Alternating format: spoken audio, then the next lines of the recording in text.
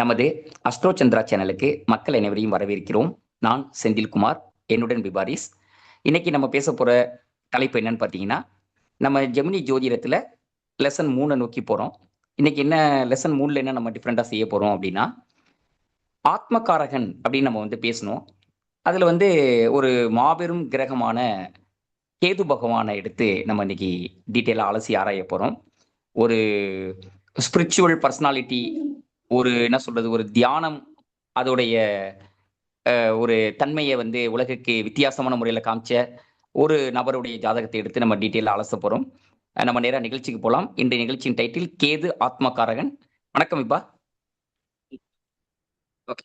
So பார்த்தீங்கன்னா கேது ஆத்மகாரகன் அப்படிங்கிறத நம்ம இந்த டைட்டில் பார்க்க போறோம். ஸோ கேது ஆத்மகாரகன் அப்படிங்கிறத பார்த்தீங்கன்னா இப்போ ஜெமினி ஜோதிடத்தில் பார்த்தீங்கன்னா 7 காரக ஜெமினி காரகத்தை யூஸ் பண்றதா 8 காரகத்தை யூஸ் பண்றதா ஒரு பெரிய கன்ஃபியூஷன் போயிட்டு இருக்கு.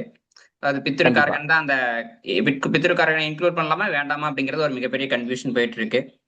So again okay. 8 காரகத்துவத்தை யூஸ் பண்றதுல அடுத்த கன்ஃபியூஷன் என்னன்னா ராகுத ஆத்மகாரனா வரும், கேது ஆத்மகாரகனே வராது அப்படிங்கிற ஒரு கன்ஃபியூஷன் போயிட்டு இருக்கு.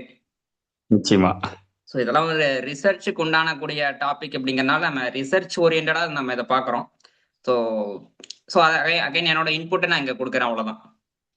நிச்சயமா. ஸோ ராகு ஆத்மகாரகனா மட்டும்தான் இருக்க முடியும், கேது ஆத்மகாரகனா இருக்க முடியாது அப்படிங்கிறது ஒரு ஒரு சிலர் கருத்து. ஒரு சிலர் கேதுவும் ஆத்மகாரகனா இருக்கலாம் அப்படிங்கிறது சொல்றாங்க. ஸோ சரி. ஸோ ராகு கேது ரெண்டுமே ஆத்மகாரகனா இருக்கலாங்கிறது அடுத்த ஒரு கன்ஃபியூஷன். இதுவும் ஒர்க் ஆகும் அதுவும் ஒர்க் ஆகுங்கிறது இன்னொரு கன்ஃபியூஷன். ரெண்டுமே ஒரே டைம்ல ஒர்க் ஆகும் அப்படிங்கிற ஒரு கன்ஃபியூஷன் கூட இருக்குது. So okay. ராகுக்கு எதுனாவே மிகப்பெரிய கன்ஃபியூஷன் தான். சரி, ஓகே. ஸோ அதுல நம்ம இன்னைக்கு பாத்தீங்கன்னா ஆத்மகாரகன் டிகிரி பாத்தீங்கன்னா, அதாவது இந்த ஜெமினி காரதத்துவத்துல ராகுக்கு எதுல ஆத்மகாரகன் டிகிரி வந்துச்சுன்னா, ஸோ நம்ம முன்னாடி மென்ஷன் பண்ணியிருந்தோம் ஜெமினி ஜோதிடம் ஆத்மகாரகன் செகண்ட் லெசன்ல நம்ம மென்ஷன் பண்ணியிருந்தோம் ராகுகேது ஆத்மகாரகனை பத்தி. ஸோ எது ஸ்ட்ராங்கா இருக்குதோ அதை எடுத்து சொல்லியிருந்தோம். ராகுகேதுல எது ஸ்ட்ராங்கா இருக்குது அப்படிங்கறத வச்சு முடிவு பண்ணிக்கிறது சரியா இருக்கும் அப்படிங்கிற மாதிரி சொல்லியிருந்தோம். மோஸ்ட்லி ராகு தான் ஆத்மகாரகனா வரும் most of the cases. But ரேரா தான் கேது ஆத்மகாரகன் வரும். ஸோ இப்ப நம்ம சார்ட்ல பாத்தீங்கன்னா கேது ஆத்மகாரகன் சார்ட்டுக்கு போறதுக்கு முன்னாடி ஒரு விஷயம் நம்ம சொல்றது என்ன விஷயம் சொல்றோம்னா, கேது ஆத்மகாரகன் அப்படிங்கன்னா என்ன குவாலிட்டிஸ் அப்படிங்கறத நம்ம மென்ஷன் பண்ணிடுவோம். ஓகே. கேது அப்படின்னா என்ன அப்படிங்கறத நம்ம சொல்லுங்க. கேது அப்படின்னா ஸ்பிரிச்சுவல், நுணுக்கமான செய்யக்கூடிய விஷயங்கள், பற்றற்ற தன்மைக்குரியது.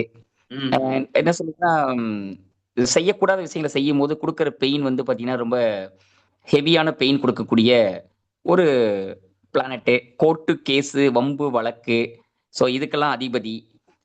ஸோ மொத்தத்தில் பார்த்தீங்க அப்படின்னா நெகட்டிவ் சைடில் ரொம்ப ஸ்ட்ராங்காகவும் பாசிட்டிவ் சைடில் ரொம்ப ஸ்ட்ராங்காகவும் சொல்லக்கூடிய ஒரு நல்ல கிரகம் தான் கேது. மோட்சத்துக்கு அதிபதி கேது. ஸோ மோட்சம் அப்படிங்கிற ஒரு பிரம்மாண்டமான ஒரு இடத்தை நோக்கி அழைச்சிட்டு போறதும் கேதுவுடைய அந்த பற்றற்ற தன்மையை ஃபாலோ பண்ணும்போது கிடைக்கக்கூடிய ஒரு நல்ல ஒரு ரிசல்ட்டு. ஸோ இது கேதுவை பற்றிய ஒரு சுருக்கமான இன்ட்ரோடக்ஷன். நீங்க சொன்னதுல ஒரு விஷயம் நான் சொல்றேன். கேது கோர்ட்டு கேஸ் வம்பு வழக்குங்கிறது கேது 6ஆம் வீட்டோட சம்பந்தப்படும் போது இந்த ஃபால்ஸ் கேஸ் அப்படிங்கிற மாதிரி கொண்டு வரும். அதாவது தப்பே பண்ணிருக்க மாட்டா, நம்ம மேல தப்பா கேஸ் கொடுத்துருப்பாங்க. ஸோ அந்த கேது அந்த டைம்ல அந்த மாதிரி கேஸ் தான் கொண்டு வரும். ஸோ மற்றபடி பாத்தீங்கன்னா நீங்க சொன்ன மாதிரி கேது பற்றற்ற தன்மைக்கு அதிபதி, மோட்சத்துக்கு அதிபதி, தனிமைக்கு அதிபதி, நமக்குள்ளேயே போக்கஸ் பண்ற செல்ஃப் ரியலைசேஷன் பண்றதுக்கு அதிபதி, முன்ஜென்ம ஞானத்துக்கு அதிபதி. அதாவது நீங்க சொன்ன மாதிரி ஒரு பெயினை கொடுக்கறதுங்கிறது எதுக்காக கொடுக்குதுன்னா, அந்த பிரேக் பண்ணி அந்த லூப்ல இருந்து இந்த சைக்கிள்ல இருந்து ரிலீஸ் பண்ணி நம்ம மோட்சத்தை பர்த் அண்ட் டெத் சைக்கிள்ல இருந்து ரிலீஸ் பண்ணி நம்மள மோட்சத்தை நோக்கி கொண்டு போறதுக்கு தான் அந்த பெயின். ஸோ அது லாங் டேர்ம்ல ரொம்ப பாசிட்டிவான விஷயம் தான். ஸோ பட் ஸ்டார்டிங்ல அது மிகப்பெரிய பெயின்ஃபுல்லான விஷயமா தான் இருக்கும் கண்டிப்பா. பட் அந்த பர்த் அண்ட் டெத் சைக்கிள்ல இருந்து வெளியே போகணும்னா, நம்ம ஃப்ரீடம் அச்சீவ் பண்ணணும்னா இந்த செப்பரேஷன், இந்த லாஸ் இதெல்லாம் தாங்கி தான் ஆகணும். ஸோ அதனாலதான் கேது மோட்சக்காரகனா நம்ம சொல்றோம். ஓகே. சோ இதான் கேதுவோட ஆத்மகாரகனோட இன்ட்ரடக்ஷனுக்காக நான் சொன்னேன். கேதுவோட ஆத்மகாரகன் எப்படி ஒர்க் ஆகுங்கிறதுக்காக நம்ம புரிஞ்சுக்கணும் இல்ல முதல்ல. சோ அதுக்கான இன்ட்ரடியூஷன் நம்ம சொல்லிட்டோம்.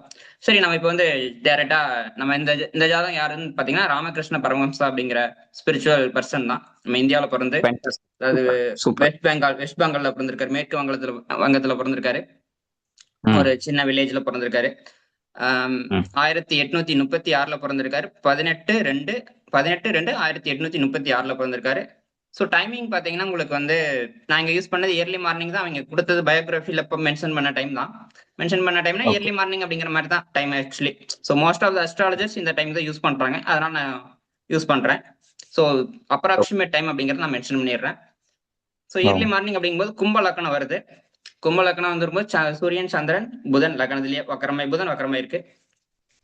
ஸோ அப்படிங்கும்போது உங்களுக்கு வந்து பாத்தீங்கன்னா உங்களுக்கு ஒரு ஜாதகத்துல வந்து லக்கணம் தெரியலன்னா நீங்க வந்து சந்திர லக்கணத்தை யூஸ் பண்ணலாம். சந்திரன் அன்னைக்கு வந்து ஒரு மெஜாரிட்டி ஆஃப் டைம் மாறல, ராசி விட்டு இன்னொரு ராசிக்கு மாறல அப்படின்னா நீங்க சந்திர லக்கணத்தை யூஸ் பண்ணலாம். ஸோ இந்த ஜாதகத்துல மார்னிங் இயர்லி மார்னிங் நம்ம பார்க்கும்போது உங்களுக்கு சூரியன் சந்திரன் எல்லாமே ஒரே ராசியில தான் போந்திருக்குது. கும்பராசியில தான் சூரியன். நீங்க பாத்தீங்கன்னா கும்பராசியில தெரியும், கும்பராசியில சூரியனுக்கு வந்திருக்கு, சந்திரனுக்கு வந்திருக்கு, புதனுக்கு வந்திருக்கு. அதனால நான் கும்ப லக்னத்தையும் கும்பமாவே யூஸ் பண்றேன். சோ மத்த நிறைய விஷயங்கள் டெஸ்ட் பண்ணிட்டு தான் அந்த கும்ப லக்னத்துக்கு நானும் ஓரளவுக்கு அப்ரூவ் பண்ணியிருக்கேன். ஓகே. சோ இவர் பிறந்ததுன்னு பாத்தீங்கன்னா வியாழக்கிழமை பிறந்திருக்காரு. சோ கும்பராசி என்ன நட்சத்திரத்துல பிறந்திருக்காருன்னு பாத்தீங்கன்னா பூரட்டாதி நட்சத்திரம். ஓகே. சோ அதே பூரட்டாதி நட்சத்திரத்துல பிறந்திருக்காரு. ஓகே. சோ இது வந்து பாத்தீங்கன்னா ரெண்டுமே பூரட்டாதி நட்சத்திரங்கிறது குருவோட நட்சத்திரம் தான். புரட்டாதி நட்சத்திரம் ஆக்சுவலி ரொம்ப ஸ்பிரிச்சுவல்ல, புரட்டாதி நட்சத்திரம் ரொம்ப பவர்ஃபுல்லான நட்சத்திரம் ஸ்பிரிச்சுவல்ல சொல்லும் போது. எனக்கு அது குருவோட நட்சத்திரமா இருக்காது அப்படிங்கிறது ஒரு காரணம் சொல்லலாம். அது வந்து பாத்தீங்கன்னா உங்களுக்கு குரு தான் வியாழக்கிழமை பிறந்திருக்காரு, அது குருவோட நாள்ல பிறந்திருக்காரு. ஓகே. சோ அப்படிங்கும்போது இவரோட ஜாதகத்தோட பேசிக்கான விஷயங்கள் நான் சொல்றேன். லக்னத்துல கும்ப லக்னம், லக்னத்துல சூரியன் சந்திரன் புதன் வக்கரமா வந்திருக்காரு. இரண்டாம் வீடு மீன ராசியில சுக்கிரன் உச்சமா இருக்குது. ஓகே. 3ல மேச ராசியில குளிகை மாந்திக்கு வந்திருக்கு. 4ல வந்து ரிஷப ராசியில வந்து ராகுக்கு வந்திருக்கு. ஸோ 5ஆம் வீடு மிதுன ராசியில வந்து குரு வக்கரமாக்கு வந்திருக்கு. அடுத்து வந்து பாத்தீங்கன்னா 9ஆம் வீடான துலாம் ராசியில வந்து சனி உச்சமாய் வக்கரமாய் இருக்கு. 10ஆம் வீட்டுல வந்து விருச்சிக ராசியில வந்து பாத்தீங்கன்னா கேதுக்கு வந்திருக்கு. 12ஆம் வீட்டுல வந்து செவ்வாய்க்கு வந்திருக்கு, உச்சமாய் இருக்கு மகர ராசியில. ஓகே. ஸோ இந்த ஜாதகம் வந்து பாத்தீங்கன்னா அப்ப டிகிரின்னு வந்து பாத்தீங்கன்னா ராகு தான் ஏகே அப்படிங்கிற மாதிரி இந்த கால்குலேஷன்ல எங்க சாஃப்ட்வேர்ல காமிச்சிருக்காங்க. Okay. So okay. So Rahu ஏகேங்கன்னா ராகு எங்க இருக்கு? ரிஷபராசியில் இருக்கு, 4ஆம் வீட்டுல இருக்கு. 4ஆம் வீட்டுல இருக்கு. ஓகே. ஸோ ராகுவோட அதிபதி யாரு? சுக்கிரன். சுக்கிரன் ஆயிருக்கு, உச்சத்தில் இருக்குது.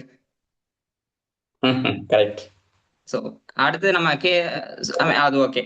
ஸோ அப்புறம் சுக்கரன் வந்து சுக்கரன் உச்சத்தில் இருக்குது. சுக்கரனோட அதிபதி என்னது? குரு வீட்டுல வந்துருக்கு. குரு வந்து இந்த மிதுனத்துல உட்காந்துருக்கு, நார்மலான கோர்ஸ்ல உட்காந்துருக்கு. ஓகே. அடுத்து வந்து பாத்தீங்கன்னா கேது வந்து நம்ம ஏகே அப்படிங்கிற மாதிரி எடுத்து நம்ம இதே கேது எவ்வளவு ஸ்ட்ராங்கா இருக்கான்னு நம்ம செக் பண்ணுவோம். அதாவது பாத்தீங்கன்னா விருச்சக ராசிக்கு செவ்வாய் ஒரு அதிபதி, அதுக்கு அடுத்த அதிபதினு பாத்தீங்கன்னா கேது யூஸ் பண்ணலாம். அப்படிங்கும்போது கேதுக்கு சொந்த வீடு மாதிரி அப்படின்னா விருச்சக ராசி நம்ம சொல்லலாம். கேது வந்து கோரூலர் அப்படிங்கிறத சொல்லுவாங்க. செவ்வாய்க்கு அடுத்து கோரூலரா ரூல் பண்றது விருச்சிக ராசி கோரூல் பண்ணுது அப்படிங்கிறத சொல்லலாம். ஓகே.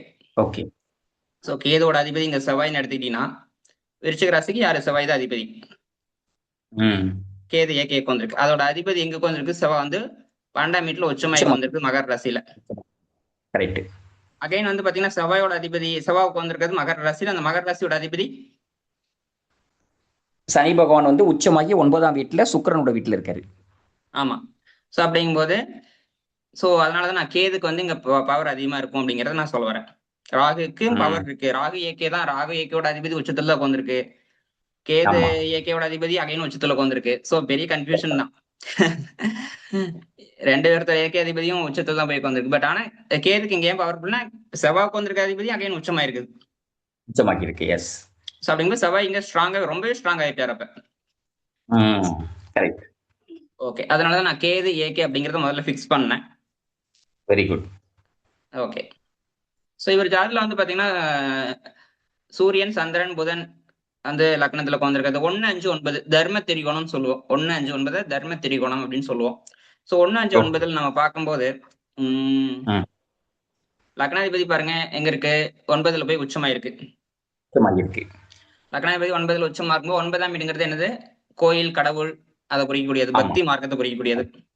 9ஆம் வீட்டுல உட்காந்துருக்கும் போது பக்தி மார்க்கத்தை அசால்ட்டா தான். அதனால இவர் வந்து பக்தி மார்க்கத்தை ஃபாலோ பண்ணிருக்காரு. சோ பக்தி மார்க்கத்துல என்ன ஃபாலோ பண்ணிருக்காரு அப்படின்னு பார்க்கும்போது 9ஆம் வீடுங்கிறது என்ன ராசி வருது? துலாம் ராசி வருது. சனி அங்க உட்காந்துருக்குது.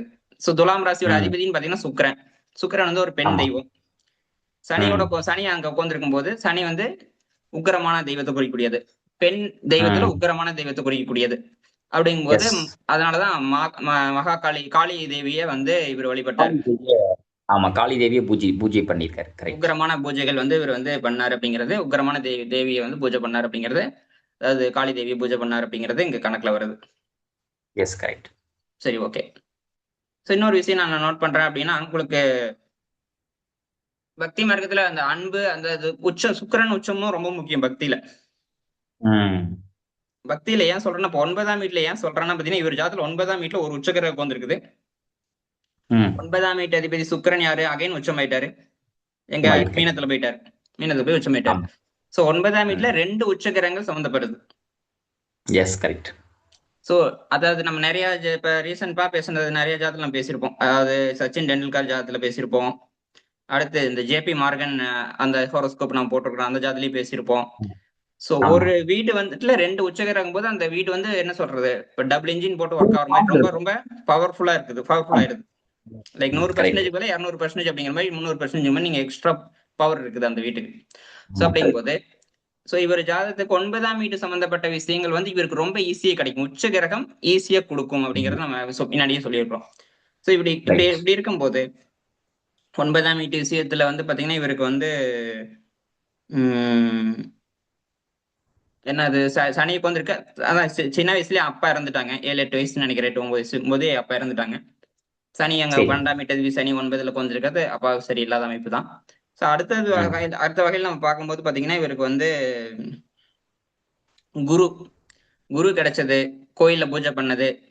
சோ இதெல்லாமே ஒரு அமைப்பு ஏன் கொடுக்குதுன்னா பாத்தீங்கன்னா இந்த 9ஆம் வீட்டோட ஸ்ட்ராங் தான். ஏன்னா ஒரு குரு அமையணும் அப்படின்னா 9ஆம் வீடு ஸ்ட்ராங்கா இருக்கணும். ஒருத்தர் குரு கிடைக்கணும், ஆன்மீக பாதையில இருக்க ஒருத்தருக்கு குரு கிடைக்கணும்னாலும் 9ஆம் வீடு ரொம்ப முக்கியம். சோ அந்த குரு கிடைக்கிறதுக்கான அமைப்புல வந்து பாத்தீங்கன்னா 9ஆம் வீட்டு அதிபதி உச்சம், 9ஆம் வீட்லயே உச்ச கிரகம் வந்திருக்குது அப்படிங்கறத நோட் பண்ணிக்கணும் நம்ம. Super super. சோ இன்னொரு பாயிண்ட் வந்து பாத்தீங்கன்னா இந்த தர்ம திரிகோணத்துல நான் இன்னொரு பாயிண்ட் நோட் பண்றது என்ன சொல்றேன்னா, புதன் 15 டிகிரியில் இருக்கு சதய நட்சத்திரத்துல, லக்னத்துல வந்திருக்கு. அதுக்கு அடுத்து திரிகோணத்துல வந்து பாத்தீங்கன்னா குரு 14 டிகிரி 33 நிமிஷத்துல இருக்கு, அது ராகுவோட நட்சத்திரத்துல வந்திருக்குது. Very near. அடுத்து வந்து பாத்தீங்கன்னா உங்களுக்கு சனி வந்து 13.42, அது சுவாதி நட்சத்திரத்துல வந்திருக்குது. ஆமா. சோ பாத்தீங்கன்னா உங்களுக்கு லக்ன சதயம் வருது, சூரியன் சதயத்துல வருது, இதெல்லாம் ராகு நட்சத்திரங்கள் நான் சொல்றது. புதன் சதய நட்சத்திரத்துல இருக்கு, குரு ராகு நட்சத்திரமான திருவாதிரையில் இருக்கு, சனி வந்து சுவாதி நட்சத்திரத்துல வந்திருக்கு. ராகு நட்சத்திரம் பாருங்க, 1 2 3 4 5 கிரகங்கள் வந்து என்னங்க 5 கரெக்ட் தான். 1 2 3 4 5 கிரகங்கள். 5 கிரகங்கள் ராகு நட்சத்திரத்துல உட்கார்ந்துருக்குது. அகைன் வந்து பாத்தீங்கன்னா இவர் வந்து இந்து மதத்துல மட்டும் ஃபாலோ பண்ணல, பிராமணா பிறந்திருந்தாலும் அவர் வந்து என்ன சொல்ற இஸ்லாம ஃபாலோ பண்ணாரு, கிறிஸ்டியானிட்டி ஃபாலோ பண்ணாரு. எல்லா மதமும் ஒண்ணு அப்படிங்கிற இதுக்கு வந்தார், ஸ்டேஜுக்கு வந்தார். சோ அந்த வக்கர கிரகத்தோட ஒர்க்கும் வேலை செஞ்சிருக்கு அப்படிங்கிற சொல்ல வரேன். இந்த ராகுவோட தீமும் இங்க பிளே ஆயிருக்குது அப்படிங்கிற சொல்றேன். ராகுனா வேற்று ஜாதி தீக்கு கொண்டு போகும். சோ அந்த தீம் ஒர்க் ஆயிருக்கு அப்படிங்கிற சொல்றேன். சோ இந்த பாத்தீங்கன்னா இந்த 3 கிரகம் நம்ம சொன்னோம் இல்லையா, புதன் குரு சனி, இது வந்து பாத்தீங்கன்னா நவம்சத்துல ஒட்டுக்காக வந்திருக்கு பாருங்க. கும்பராசியில 3மே வக்கரம். ஆக்சுவலா இந்த 3 கிரகம் இந்த ஒரே டிகிரியில் இருக்கிறவங்க திரிகோணத்தில் இருக்கிறவங்க எப்பவுமே கனெக்டடா இருக்கும். அப்படிங்கும்போது இந்த ஜாதத்துல வந்து பாத்தீங்கன்னா குரு புதன் சனி வந்து கனெக்டடா இருக்கும். 1 5 9 அந்த திரிகோணம் கனெக்டடா இருக்கும். ஏன்னா டிகிரி வைஸ் ரொம்ப க்ளோஸ், 1 டிகிரி வித்தியாசத்துல இருக்குது. ஆமா. சோ அதுமே 3மே வக்கரம் அப்படிங்கறத நம்ம முக்கியமா நோட் பண்ண வேண்டிய பாயிண்ட். சோ அகைன் வந்து பாத்தீங்கன்னா இவர் ஜாதத்துல வந்து கும்ப லக்னம் போது லக்னத்துல 3 கிரகம் இருக்குது, லக்னத்துக்கு பின்னாடியும் ஒரு 2 கிரகம் இருக்குது. சோ 5 கிரகம் லக்னத்தை ஒட்டி இருக்குது. அப்படிங்கும்போது இவர் வந்து செல்ஃப் போக்கஸ். சில பேர் மத்தவங்களையே போக்கஸ் பண்ணிட்டு இருப்பாங்க வாழ்க்கை ஃபுல்லா. இவர் வந்து பாத்தீங்கன்னா இவர் வந்து இவரையே போக்கஸ் பண்றாரு. அடுத்த நிலைக்கு போறதை பத்தி இவர் வந்து அடுத்து எதுக்காக பிறந்திருக்கோம், என்ன பண்ணணும் அப்படிங்கறத போக்கஸ் பண்ண ஆரம்பிச்சிட்டாரு. சோ மோட்ச நிலைக்கு போறதுதான் ஐ மீன் அது நோக்கி போகணும் அப்படிங்கறது அவரோட விஷயம் அப்படிங்கிற மாதிரி ஆயிடுச்சு ஒரு ஜாதத்துல. அப்படிங்கும்போது நான் சொல்றேன் செல்ஃப் போக்கஸ் வந்து லக்னத்தை பக்கத்துல ஒரு அதிக கிரகங்கள் இருந்துச்சுன்னா செல்ஃப் போக்கஸ் பண்ணுவாங்க, செல்ஃப் அப்சர்வேஷன், ரொம்ப செல்ஃபிஷா இருக்காங்க கூட சொல்லுவாங்க, ரொம்ப செல்ஃபிஷா இருக்காங்கன்னு கூட சொல்லலாம், அதுவும் சொல்லலாம், கரெக்டா இருக்கும். ஓகே ஓகே சரி ஓகே. இதுல வந்து பாத்தீங்கன்னா ஓகே நான் அடுத்து வந்து பாத்தீங்கன்னா ஒரு லைஃப் ஸ்டோரிக்கு நம்ம வருவோம். ஓகே. ஸ்டார்டிங் பிறக்கும்போது குரு திசையில பிறந்திருக்காரு. ஐ மீன் ம்.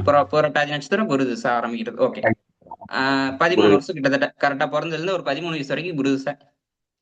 ஓகே. குரு திசை முடிஞ்சோடனே சனி திசை ஆரம்பிச்சிருக்கும். கரெக்ட். 9ஆம் சனி வீட்டுல திசை உச்சமாகி வக்ரமாகி இருக்கு. சனி திசை வந்து பாத்தீங்கன்னா 19 வருஷம். சனி வீட்டுல 4 கிரகம் உட்கார்ந்திருக்கு. ஸோ லக்னாதிபதி திசை, லக்னாதிபதி 12ஆம் அதிபதி திசை 9ல் போய் உட்கார்ந்திருக்கு. ஸோ லக்னாதிபதி திசை ரொம்ப இம்பார்ட்டன்ட், வாழ்க்கையில ரொம்ப முக்கியமான திசை லக்னாதிபதி திசை. லக்னத்தில் இருக்கிற கிரகத்தோட திசை ரொம்ப, ஏன்னா இம்பார்ட்டன்ட் ஈவெண்ட் லைஃப்ல நடக்கிறதுக்கு லக்னாதிபதி திசை ரொம்ப முக்கியம். ஓகே. இந்த சனி திசையில தான் இவருக்கு நடந்த நிகழ்ச்சிகள் எல்லாமே சனி திசையில் ரொம்ப முக்கியம். 19 வருஷம் வந்து இவருக்கு வந்து முக்கியமான டைம் பீரியடா இருந்துச்சு. ஓ ஆக்சுவலி அதான் இவருக்கு குரு திசையிலே அப்பா இறந்துட்டாங்க. சனி திசையில வந்து பாத்தீங்கன்னா குடும்ப கஷ்டம். ஓகே. குடும்ப கஷ்டம் அப்படிங்கறதுனால வந்து பாத்தீங்கன்னா இவர் வந்து இவரோட அண்ணன் கூட சேர்ந்துட்டு கல்கத்தா போறாரு. ஓகே. கல்கத்தா வந்து இந்த எங்க போறாரு, அந்த அண்ணன் வந்து பூஜை செய்யறதுக்கு கூப்பிடுறாரு. என்ன கோயில்னு பாத்தீங்கன்னா தக்ஷிணேஸ்வரர். ஓகே. காளி கோயில் தான் நான் சொல்றேன். சோ அந்த கோயிலுக்கு வந்து அண்ணன் வந்து பூஜை பண்றதுக்கு இவரை வந்து ஒரு உதவிக்காக கூப்பிட்டு போறாருன்னு வச்சுங்களேன். ஓகே. எப்படின்னா கிட்டத்தட்ட 1852 அந்த ரேஞ்ச், 52ல சனி திசை சனி புத்தி அந்த ரேஞ்ச் தான். சோ 12ஆம் தேதி 9ல் உட்கார்ந்திருக்கு, 1ஆம் தேதி 9ல் உட்கார்ந்திருக்கு. அப்படிங்கும்போது என்ன பண்ணுது, வெளியூர் கூட்டு போகுது. வெளிநாடு சம்பந்தப்பட்டதா 12ஆம் வீடு. சோ எங்க 9ஆம் வீடும் போது கோயிலுக்கு பூஜை பண்றதுக்கு போறாங்க. கரெக்ட். 3ஆம் வீட்டு அதிபதி செவ்வாயும் 12ல போய் உட்கார்ந்திருக்கனால பிரதர் இங்க இன்வால்வ் ஆயிடுறாரு. A4 இருக்கிறது அகைன் வீட்டை விட்டு வெளியில போறாங்க. 4ல ராகு இருக்குது, அதுவும் கன்ஃபார்ம் பண்ணது. சோ இதெல்லாமே கன்ஃபார்ம் பண்ணது. சோ வீட்டோட சூழ்நிலையும் சரியில்லை, குடும்ப சூழ்நிலையும் சரியில்லை, வருமானம் சம்பந்தப்பட்டதுல எல்லாமே இடைஞ்சலா இருக்குது. சோ வெளியில போனாதான் ஓரளவுக்கு வருமானத்தை சம்பாரிச்சு குடும்பத்தை நடத்த முடியும் அப்படிங்கிற கண்டிஷன்ஸ் எல்லாம் வருது. ஏன்னா சனி திசை நடக்கும்போது சனி திசை பெயினை கொடுக்கக்கூடிய திசை தான் எப்பவுமே. ஸோ அந்த பெயின் மூலியமா எப்படி போறது அப்படிங்கிற மாதிரி தான் இருக்கும். ஸோ சனி திசை சனி புத்தியில இதான் நடக்குது. அதான் வெளியில போய் தட்சிணேஸ்வரர் காளியம்மன் கோயில்ல வந்து இவரு வந்து அண்ணனுக்கு உதவியா போறாருன்னு வச்சுங்களேன். ஸோ நெக்ஸ்ட் வந்து பாத்தீங்கன்னா உங்களுக்கு வந்து சனி திசையில 1855 அந்த மாதிரி ரேஞ்சில் வந்து பாத்தீங்கன்னா அண்ணன் இறந்துடுறாரு. இவரோட அண்ணன் அந்த கோயில் பொசு பண்றதுக்கு போனது இவர் அண்ணன் இறந்துறாரு. ஆனா இவருக்கு அதுக்கப்புறம் இவரையே வந்து அந்த கோயில் பூசாரியா வந்து நியமிக்கிறாங்கன்னு வச்சுங்களேன். ஓகே. சோ அப்ப இருந்து கடைசி வரைக்கும் இவர் தான் பூஜை பண்றாரு காளி அம்மனுக்கு. சூப்பர்.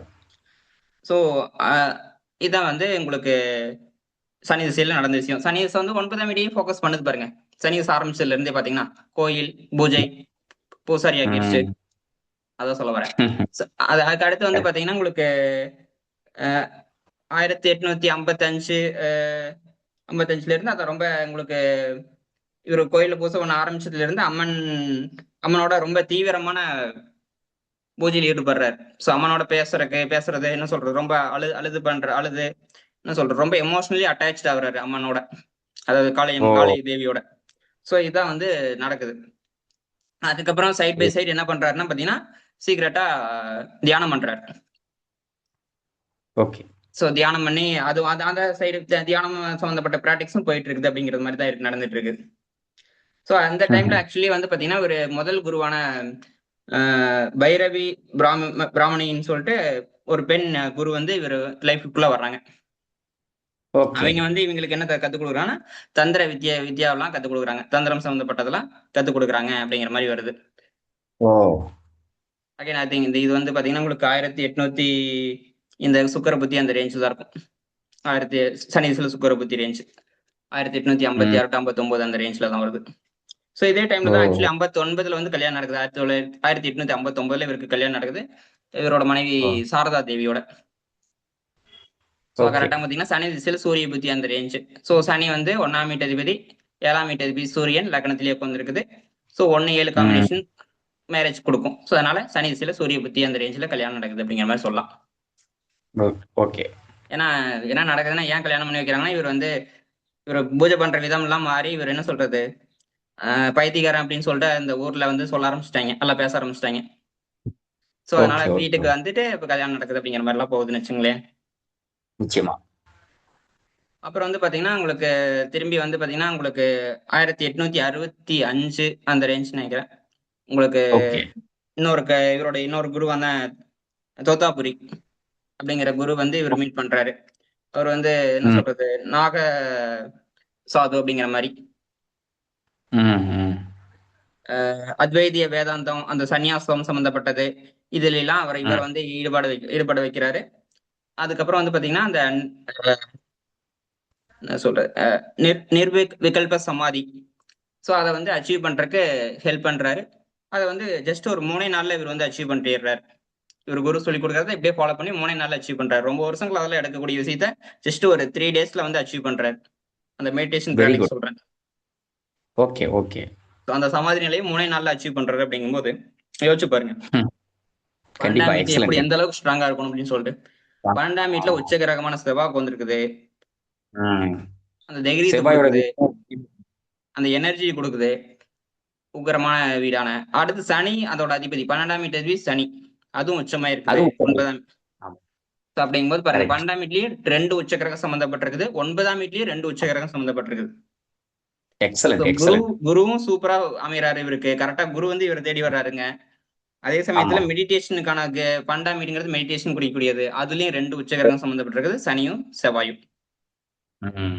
இதனால இந்த ஒரு வீட்ல 2 உச்சகிரகம் ஹெவியா சம்மந்தப்பட்டது அப்படின்னா, இது வந்து ரொம்பவே பவர்ஃபுல். அப்படி அந்த வீடு ரொம்பவே பவர்ஃபுல்லா இருக்கும் அப்படிங்கிற மாதிரி தான். ஏன்னா ரொம்ப வருஷமா ஒரு சில பேர்லாம் ரொம்ப வருஷமா மெடிடேஷன் பிராக்டிஸ் பண்ணுவாங்க. அச்சீவ் பண்றது ரொம்ப ம். டிஃபிகல்ட்டா இருக்கும். பட் இவருக்கு ரொம்ப கரெக்ட். ரொம்ப எளிமையா வருது அப்படின்னா, அந்த 2 கிரகங்கள் உச்சமா இருக்கு. Yes, yes. சூப்பர், ஏன் சூப்பர். ஏன் உச்சமா இருக்குன்னு கேட்கலாம் நீங்க. ஏன் உச்சமா இருக்கு? ஏன்னா இவர் பாஸ்ட் லைஃப்லயே அதெல்லாம் பிராக்டிஸ் பண்ணியிருக்காரு.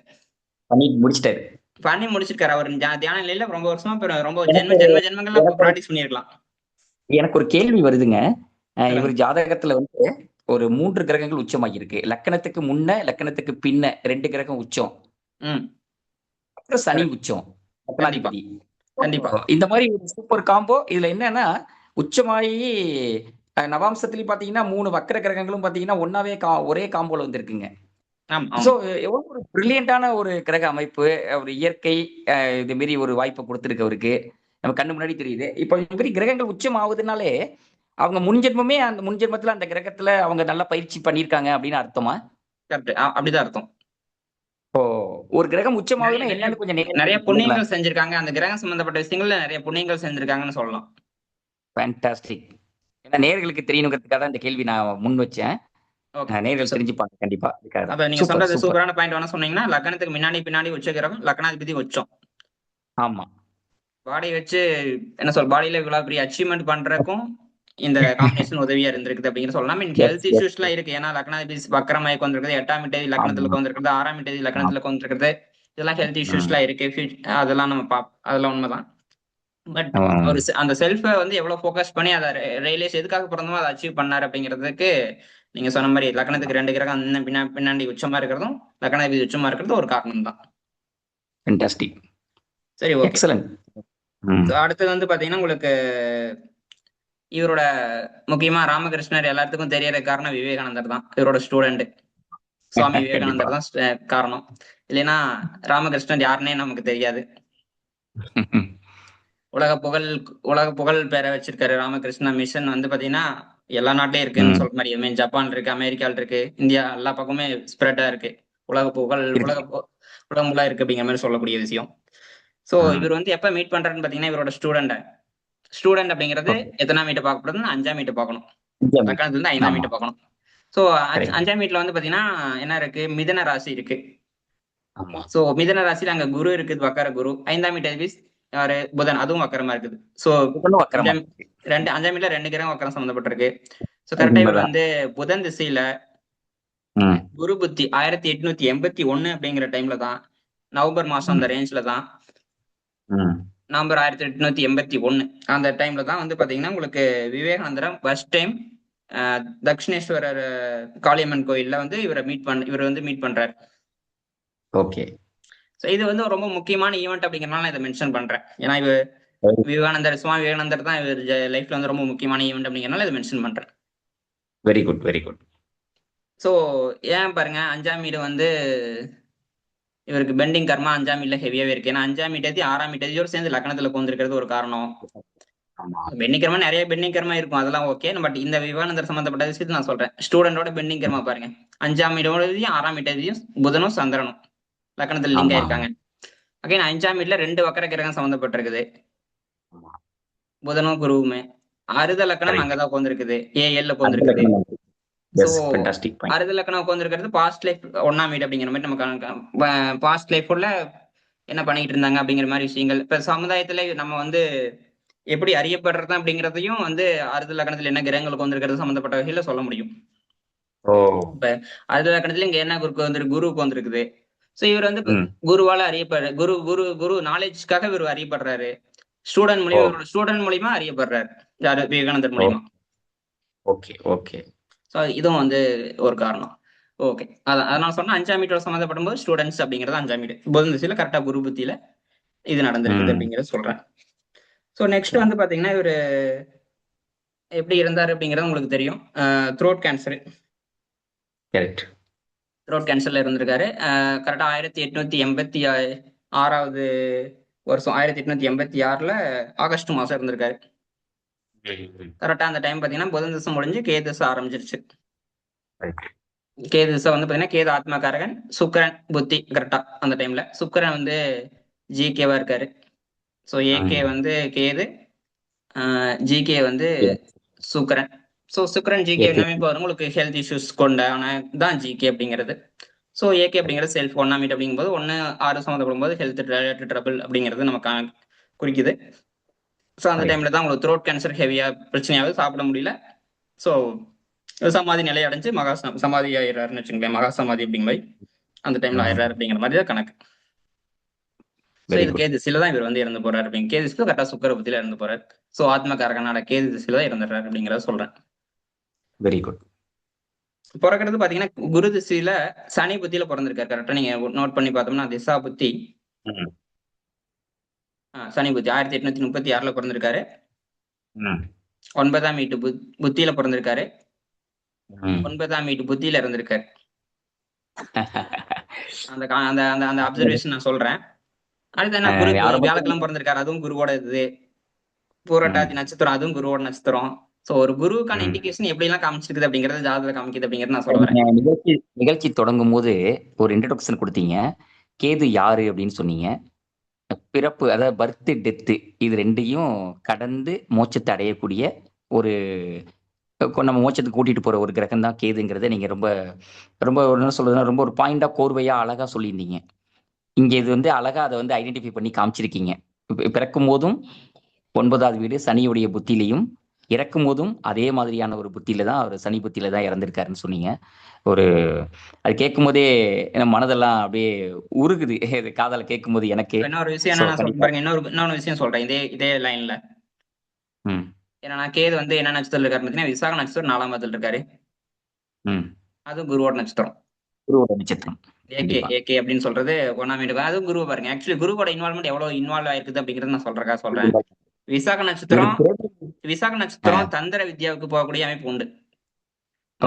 தந்திர ஞானங்களையும் பெறக்கூடிய அமைப்பு விசாக நட்சத்திரம். எஸ்பெஷலி விருச்சிக ராசியோட சைட்ல விசாக நட்சத்திரம் 4ஆம் பாதத்தை பொறுத்த அளவுக்கு அது கேது வந்து உங்களுக்கு தெரியும் ஞானகாரகன். அப்படிங்கும்போது அந்த தந்திர வித்யாக்கள்லாம் வந்து அசால்ட்டா வந்து இவருக்கு வந்தது காரணமா இந்த ஒரு காரணம் சொல்லலாம். பியூட்டிஃபுல்.